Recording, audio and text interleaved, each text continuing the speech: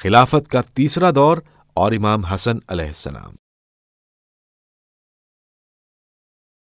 حضرت عمر پر جو احسانات حضرت علی علیہ السلام نے کیے تھے، انصاف کا تقاضا تو یہ تھا وہ اپنے بعد حضرت علی علیہ السلام ہی کو خلیفہ بناتے، مگر اپنی موت سے پہلے انہوں نے خلیفہ کے تقرر کا کام کچھ شرائط کے ساتھ ایک کمیٹی کے سپرد کر دیا، جس کی تفصیل ہم امیر المومنین علیہ السلام کی سوانح حیات میں بیان کر چکے ہیں۔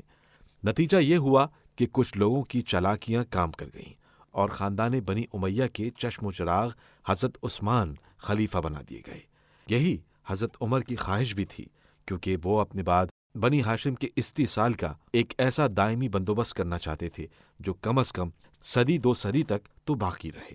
بنی امیہ سے بہتر اور کوئی قبیلہ ان کو نظر نہیں آیا۔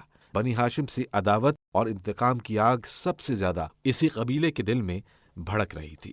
حضرت عثمان اپنے قبیلے پر دل و جان سے نثار اور اپنے عزیزوں کی ترقی کے دل سے خاص کار تھے، اور اسلامی خزانے کو بے دریغ ان پر خرچ کرتے تھے۔ ان کا تخت پر بیٹھنا تھا کہ بنی امیہ کا ٹڈی دل گوشے گوشے سے اس طرح اومنڈ پڑا جیسے مٹھاس پر چونٹیاں آ جاتی ہیں۔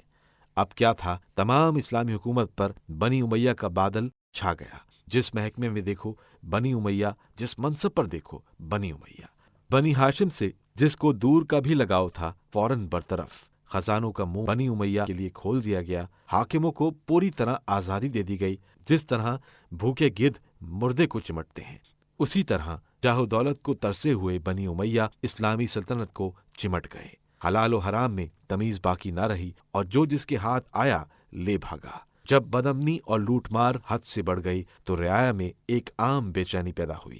ہر طرف سے شکایتوں کی درخواستیں آنے لگیں، لیکن خلیفہ عثمان کے کان پر جو بھی نہ رینگی۔ وہ ہنسی خوشی اپنے دن گزارتے رہے اور غریب رعایا خوب لٹتی رہی۔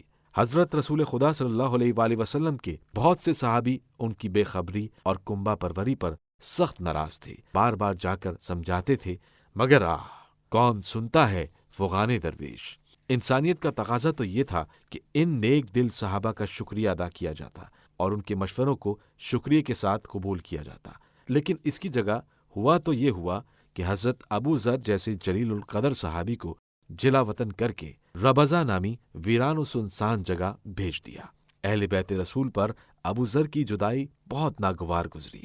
حضرت علی ابن ابی طالب، حضرت امام حسن، حضرت امام حسین اور دیگر خاندان بنی ہاشم کے افراد ان کو الوداع کہنے کے لیے دور تک گئے اور اس شکستہ دل صحابی کو جتنی تسکین اور تسلی دے سکتے تھے دی۔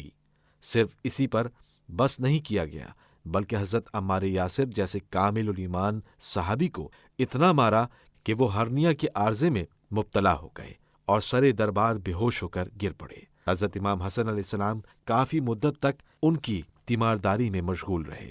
ان دونوں بزرگوں کا جرم اس کے سوا اور کچھ نہیں تھا کہ یہ اہل بیت کے دوستوں میں سے تھے۔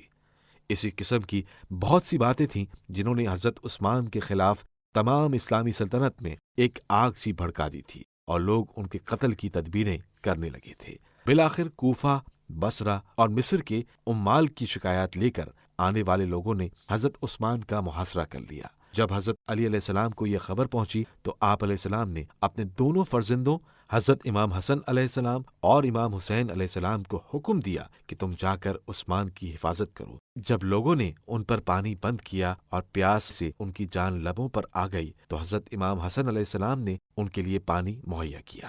بہرحال خلافت کا یہ دور حضرت امام حسن علیہ السلام اور ان کے خاندان کے لیے بہت ہی برا زمانہ تھا، نہ محض اس وجہ سے کہ ان کے جملہ حقوق ضبطی میں آ گئے تھے، ان کی آزادی ایک بڑی حد تک سلب ہو گئی تھی، ان کے دوستوں کو تلاش کر کے عہدوں سے برطرف کیا جا رہا تھا، ہوا خواہوں کو ایذائیں دی جا رہی تھیں، بلکہ اس لیے کہ بنی امیہ اسلامی شرح میں ایک ایسی خوفناک کانٹوں کی باڑ لگا رہے تھے جو ہر قدم پر بنی ہاشم کو خون کے آنسو رلوانے والی تھی۔